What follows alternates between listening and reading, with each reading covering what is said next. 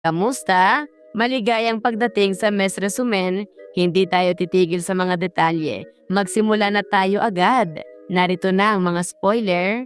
Nagsisimula ang serye ngayon kay Jang, isang dalagang nakaupong tahimik na nakikipagkwentuhan sa kanyang nobyo, si Junsu. Nang gumabi na, humingi ng paumanhin si Jang sa kanya at umalis sa kanyang apartment. Kinabukasan, nagkita silang muli sa universidad at matapos ang isang bahagyang pagtatalo, humingi ng paumanhin si Jang kay Junsu na umalis nang hindi nagsasalita.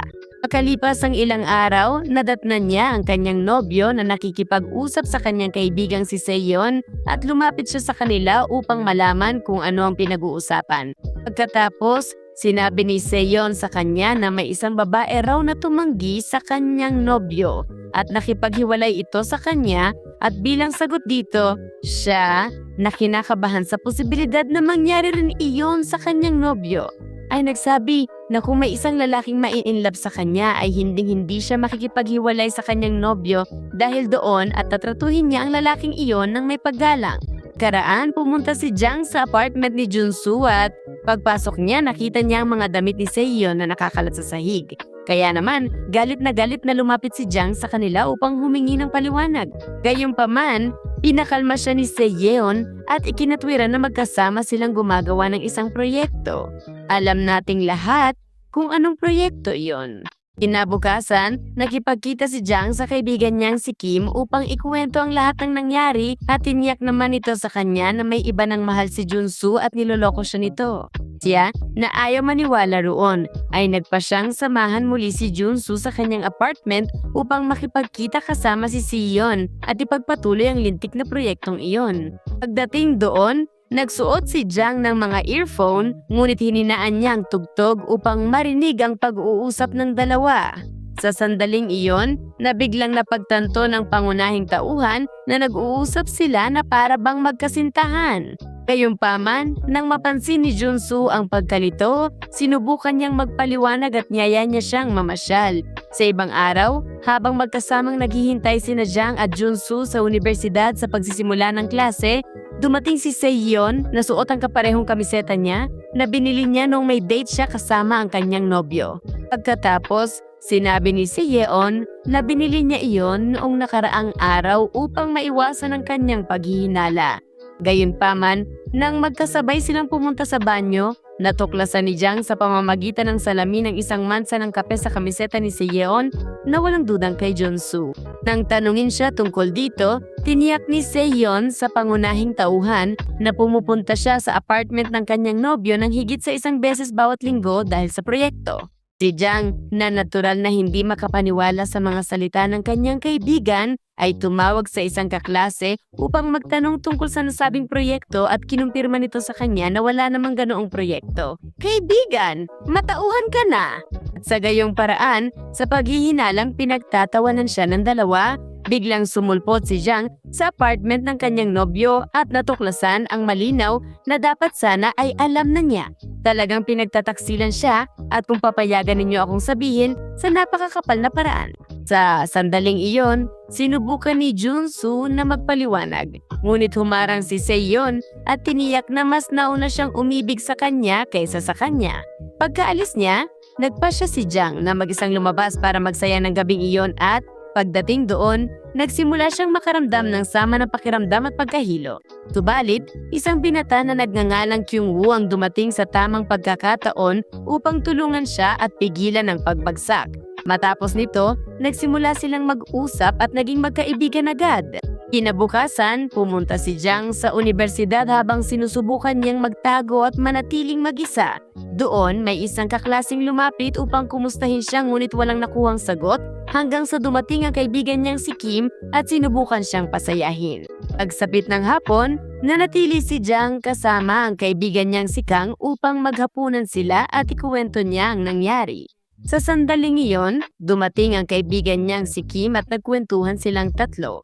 Makalipas ang ilang araw, habang naglalakad siya sa universidad, nakita niya ang lalaking tumulong sa kanya noong gabing iyon at sinubukan niyang iwasang makilala siya nito. Gayunpaman, pagpasok sa klase, itinalaga silang dalawa upang gumawa ng isang proyekto ng magkasama, kasama rin ang dati niyang nobyong si Junsu. Upang pagselosin si Junsu, hinawakan ni Jang ang telepono ni Kyungwoo upang isulat ang kanyang numero. Subalit, pagkalabas ng klase, sinubukan nitong makipag-usap sa kanya, ngunit tumanggi siyang kausapin ito. Agad pagkatapos, isang kaklase ang nagbahagi ng larawan niya noong gabing hilo siya sa diskoteka sa isang grupo ng universidad at nagsimula siyang makatanggap ng mapanlait na mga komento mula sa kanyang mga kaklase. Nabukasan, pumunta si Jang upang humingi ng paliwanag at nakipagtalo siya kay Seyeon. At pagkatapos, habang naglalakad siyang mag-isa sa mga pasilyo ng universidad, sinubukan siyang abusuhin ng isang binatang nakahood. Gayunpaman, muling lumitaw si Kyungwoo sa tamang oras upang ipagtanggol siya at iligtas siya mula sa nang-aabuso sa kanya. Dahil dito, sa wakas ay pumayag siyang makipag-usap sa kanya at nagsimula silang makilala ang isa't isa. Alam na ninyo, mga kaibigan, para mapalapit sa inyong crush, kailangan lang ninyong magpakabayani. Pagkaraan, si Junsu na nagsisisi na ay lumapit kay Jang upang makipag-usap at humingi ng tawad sa nangyari. Gayunpaman, sinabi ni Jang sa kanya na may mahal na siyang iba ngayon. Kaya nagsimula siyang makipagkita kay Kyungwoo at hindi nagtagal. Unti-unti silang nakikitang magkasama ng madalas na labis na nagpaselos kay Junsu na nasaksihan pang naglalakad silang magkahawak kamay. Isang gabi, habang mag-isa siyang umuuwi sa kalsada, lumitaw si Junsu mula sa likuran at tiniyak sa kanya na hindi siya naniniwalang mahal niya si Kyungwoo. Sa sandaling iyon, sa kabutihang palad ay dumating ang kaibigan niyang si Kang at pinilit itong umalis. Kinabukasan, muli siyang hinanap ni Junsu sa universidad at habang sinasabi nitong hindi niya mahal si Seyeon, biglang lumitaw ito at ipinakita ni Jang ang isang recording ng pag-uusap na nagpapatunay na nilalaro rin siya nito. Pagkatapos noon, sinampal siya ni Seyeon at umalis ang tatlo sa lugar. Paglabas ng universidad, lumitaw si Kyungwoo mula sa likuran at hinawakan ang kamay ni Jang. Si Jang na natatakot muling pumasok sa isang relasyong pag-ibig ay hindi kayang ipahayag ang kanyang nararamdaman. Ngunit sinabi niya rito kung gaano siya sasaya kung lalabas silang magkasama ng hapong iyon. Kaya nagkasundo silang maghapunan at makalipas ang ilang araw ay inulit nila ito sa isang kapehan. Habang magkasama sila, dumating ang kaibigan niyang si Kang at nang lumayo ito upang sagutin ang isang tawag, hinawakan ni Kyungwoo ang kamay ni Jang. At tumakas sila roon upang namnamin ang piling ng isa't isa ng silang dalawa lang. Gayunpaman, makalipas ang ilang araw, natuklasan niyang umiinom si Kyungwoo ng soft drink kasama si Seyeon at nang humingi siya ng paliwanag, ikinatwiran nitong gumagawa siya ng isa pang proyekto. Umalis si Jang na litong-lito, ngunit hinabol siya ni Kyungwoo at tinanong kung nagsiselos ba siya sa kanya.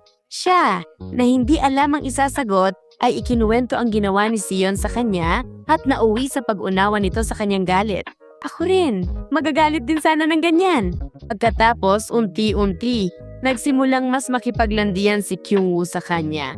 Mukhang maayos ang takbo ng mga bagay at maging ang kaibigan niyang si Kang ay magkakaroon na sa wakas ng isang date kasama ang lalaking gusto niya, kaya ipinahiram ni Jang ang isa niyang damit. Kinabukasan, sa kanyang locker sa universidad, nakakita siya ng isang sulat na nagsasabing lagi siyang umiibig sa mga lalaking gusto ng kanyang mga kaibigan. Pagkatapos, paglabas niya ng klase, nadiskubre niya ang kaibigan niyang si Kang na nasa isang date kasama si Kyungwoo. Suot ang damit na ipinahiram niya noong nakaraang araw. Bukod pa roon, pagsapit ng gabi ay dumating si Kyungwoo sa bahay niya, pasan si Kang sa likod dahil sobra itong nakainom. Kawawang Jang, ayokong ako ang nasa kalagayan niya. Sa hangaring lumayo kay Kyungwoo, tinanggap ni Jang ang alok ng kaibigan niyang si Kim na magkita silang dalawa lamang sa hapon at inamin nito na may gusto ito sa isang babae sa universidad nang hindi sinasabi kung sino. Kinabukasan, nagkasalubong sila ni Kyungwoo sa universidad na sinubukang kausapin siya ngunit nabigo dahil sa pakikialam ni Kim na pumagitna sa dalawa at isinama si Jang. Pagsapit ng gabi, habang pauwi siya, lumitaw si Kim mula sa likuran at nagpasya silang ihatid siya nito pauwi dahil sa takot na makasalubong ang lalaking nang istorbo sa kanya sa universidad. Bago ito umalis, Inamin nito na siya ang babaeng mahal niya nang hindi alam ni Jang kung ano ang isasagot. Makalipas ang ilang araw, sa universidad, nakita niyang muli sina Kyung-woo at Kang na magkasama kaya nagpasya siyang mag-isang maghapunan sa isang restauran. Doon, sinubukan siyang saktan ng isang lasing na binata. Ngunit dumating si Kim sa tamang oras upang ipagtanggol siya at gamutin ang sugat na naidulot ng lalaki matapos siyang itulak. Kinabukasan, sa universidad, nagkasalubong sila ng kaibigan niyang si Kang at tinanong niya kung mahal ba nito si Kyung-woo at nauwi sila sa pagtatalo. Upang tapusin ang usapan, tiniyak ni Jang kay Kang na si Kim ang mahal niya. Gayunpaman, nang makita niya ito, sinabi nito na mas mabuti pang maging magkaibigan na lamang sila na iniwang walang maisagot si Jang. Pagsapit ng gabi, nag-message si Kyung-woo kay Jang at tiniyak na hindi siya mahal ng kaibigan niya at nagtakda sila ng isang date sa parke. Pagdating doon, habang mag-isa pa rin ang pangunahing tauhan, lumitaw ang nang-aabuso sa kanya na matapos amining mahal siya nito at dapat siyang maging nobya nito, ay sinubukan siyang abusuhin muli. Sa mismong sandaling iyon ay dumating si Kyung-woo na matapos siyang maipagtanggol ay pinilit ang nang-aabuso sa kanya na mangakong hindi na siya guguluhin muli. Kinabukasan, nagpasalamat siya rito at sa wakas ay muling nagkaroon sila ng ugnayan. Pagkatapos, nang magkita sila ni Kim, hiniling nito ang pinakamabuti para sa kanya kasama si Kyung-woo dahil alam nito na siya ang tunay niyang mahal. At sa gayon, nagtatapos ang kwento sa pag-iibang ito na malaya sa pagtataksil sa pagitan ni Jang at Kyung-woo. At dito nagtatapos ang magulong dramang ito. Bago ako umalis, gusto kong malaman kung may nangyari na bang katulad nito sa iyo o kung si Jang ba ay dapat na lang napunta kay Kim. Ikwento mo sa amin ang iyong kwento o sabihin mo sa akin kung ano ang tingin mo. Iwan mo rin ang iyong like, mag-subscribe ka at i-activate ang mga notification. Paalam!